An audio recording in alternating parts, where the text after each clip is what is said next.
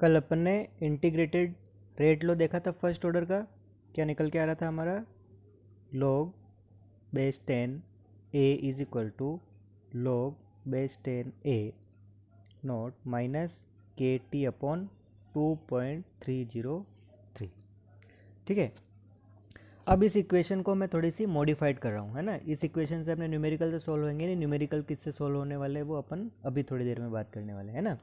इस इक्वेशन को मैं ऐसे लिख सकता हूँ क्या, तो इसको मैं और माइनस वाली चीज़ को आगे और पॉजिटिव को पीछे ले जा सकता हूँ। तो मैंने क्या कह सकता हूँ, log a is equal to base 10 है ना, माइनस के t upon 2.303 plus log base 10 है ये a नॉट।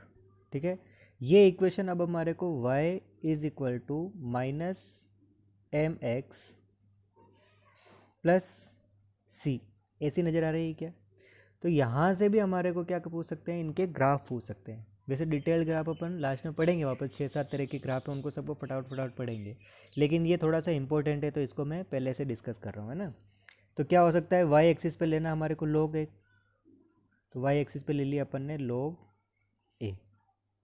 ठीक है, एक्स पे क्या लेना है, टी, तो एक्स एक्सिस पे अपन ने क्या ले लिया, टी ले लिया, प्लस सी यानी कि इंटरसेप्ट है, तो log a नॉट तो यहाँ रहने वाला है, यानी कि यहाँ से यहाँ तक की जो डिस्टेंस होगी उसको क्या कहेंगे अपन, log a नॉट।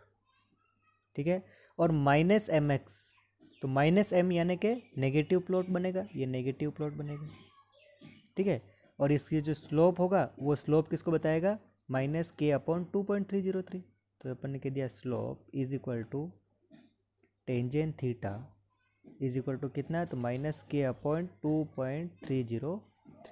तो ये क्या बन गया हमारा, इसका स्लोप बन गया। क्लियर। अब हमारे को ये ध्यान रखना है कि ये जो ग्राफ है वो कौन से ऑर्डर का है, तो ये फर्स्ट ऑर्डर रिएक्शन का log a वर्सेस टाइम के बीच में ग्राफ है। आपको जीरो ऑर्डर याद हो तो वहाँ पर हमने log a की जगह क्या लिया था, concentration of a versus time के बीच में ग्राफ बनाए थे और सेम ग्राफ हमारे को मिला था।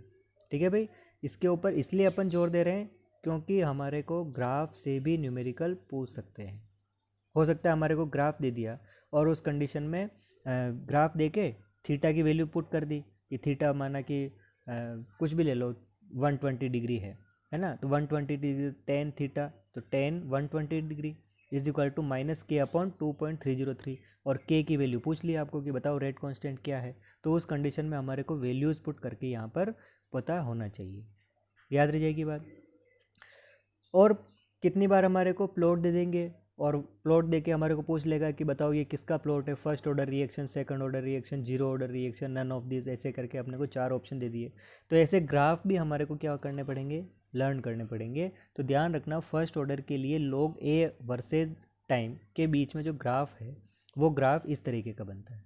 ठीक है भाई, फर्स्ट ऑर्डर रिएक्शन के लिए concentration of a versus time का भी ग्राफ बनेगा, वो कैसा बनेगा वो अपन आगे डिस्कस करने वाले हैं। ये राइट डाउन करो, मैं आगे डिस्कस करता हूँ। ठीक है, उस ग्राफ के बाद में अपने को कंसंट्रेशन ऑफ ए अपो वर्सेज टाइम के बीच में अगर ग्राफ पूछ लिया तो उस कंडीशन में क्या करना पड़ेगा, ये मैं क्या कर लेता हूँ, log की बेस 10 को वापस से log में ln में कन्वर्ट करूँ या log की बेस e में अगर कन्वर्ट करूँ तो क्या मैं इससे पहले वाली इक्वेशन जो अपने पढ़ रखी है उसको लिख सकता हूँ क्या। तो वो इक्वेशन क्या थी हमारी, ln लिख लो या log की बेस e लिख लो, एक ही बात है, ln a minus k dot T 2.303 हट जाएगा क्योंकि अपन ने log की बेस e ले रखी है, याद रह जाएगी बात।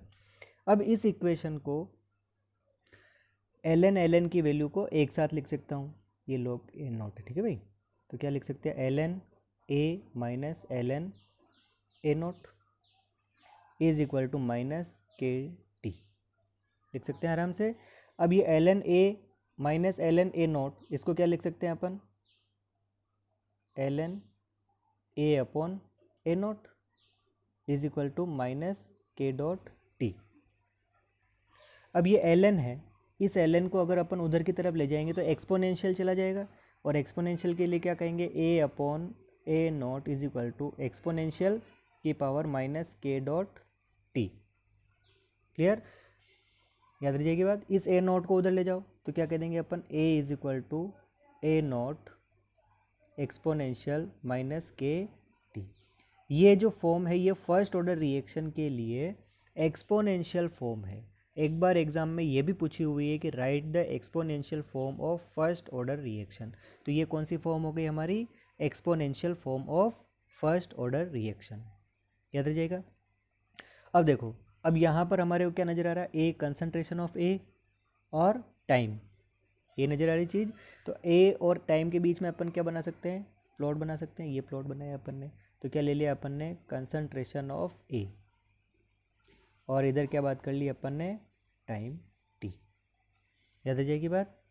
अब इस कंडीशन के अंदर अगर इसके अंदर मैं टी टाइम जीरो पर बात करूं, कितने टाइम पर, जीरो की बात करी, तो ये होगी वैल्यू जीरो, ये वैल्यू जीरो, तो ये पूरी वैल्यू जीरो मल्टीप्लाई हो रहा है।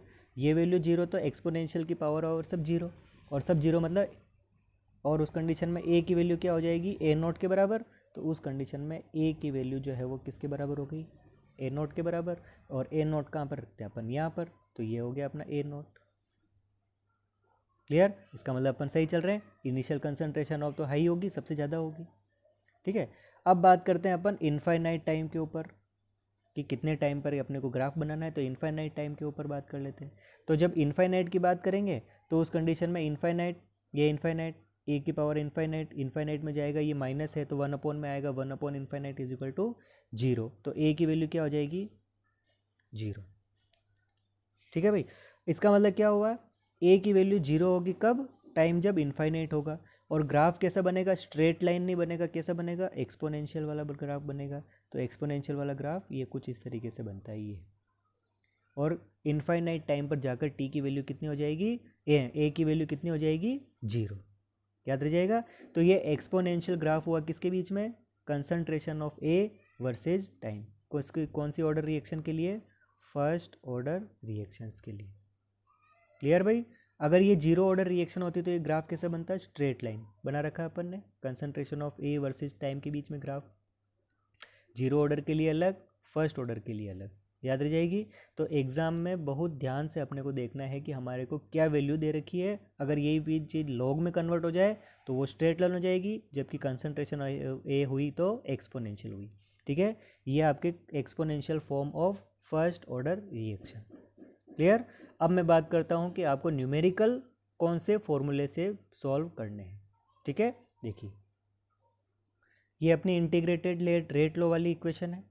इस इक्वेशन के अंदर log ए नोट को इधर ले जाओ, तो log ए 10 नहीं लिख रहा हूँ मैं, बेस 10 लिख सकते हैं, नहीं भी लिख सकते हैं ना, क्योंकि अपन ने डिस्क्राइब कर दिया कि log की बेस ई होगी तो उसको ln लिख रहे हैं, और log की बेस 10 है तो उसको अपन log लिख रहे हैं। ठीक है भाई।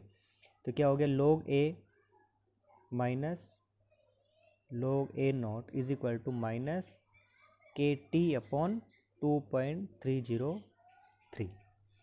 ठीक है, अब तो सिंपल है, माइनस है तो क्या हो गया, log A not upon a is equal to k t upon 2.303। याद रह गई बात। अब टी को यहीं रहने दो, बाकी वैल्यूज़ को उधर ले जाओ, तो क्या आ गया, T is equal to 2.303 upon K, उधर जा रही है values, log A not upon A. ये हो गई हमारी ऐसी इक्वेशन जिससे हमारे को क्या करने हैं, न्यूमेरिकल्स सॉल्व करने हैं। अपने को रेट कांस्टेंट या तो देगा या फाइंड आउट करने के लिए कहेगा। ये हो गया टाइम। ए नोट क्या है, तो ए नोट है इनिशियल कंसंट्रेशन, और ए क्या है, फाइनल कंसंट्रेशन नहीं है ना, ध्यान रखना। ये क्या है, रिमेनिंग कंसंट्रेशन ऑफ ए। ए क्या है, फाइनल कंसंट्रेशन नहीं है, बची हुई कितनी है, वो कितना यूज़ हुआ है उतना नहीं है, कितना बचा वो कंसंट्रेशन अपनी यहाँ पर है। ठीक है भाई। तो आज अपन इतनी सी क्लास रख रहे हैं। ठीक है, कल अपन इसकी हाफ लाइफ और लाइफ टाइम की बात करेंगे, है ना, वो इक्वेशंस कैसे बनती है वो जनरेट करेंगे। क्लियर। ये फॉर्मूला मोस्ट इंपॉर्टेंट आप लोगों को यहीं से और न्यूमेरिकल सॉल्व करने हैं। सिंपल सा इनिशियल कंसंट्रेशन और रिमेनिंग कंसंट्रेशन की इस वैल्यू पुट करनी है और उसका लॉग निकाल के अपने को ये अब पुट करना है। ठीक है भाई, तो ये फर्स्ट ऑर्डर रिएक्शंस में लॉग वगैरह आने स्टार्ट हो जाएंगे, तो लॉग टेबल से लॉग कैसे निकालते हैं वो भी अपने को सीख लेना चाहिए। Thank you.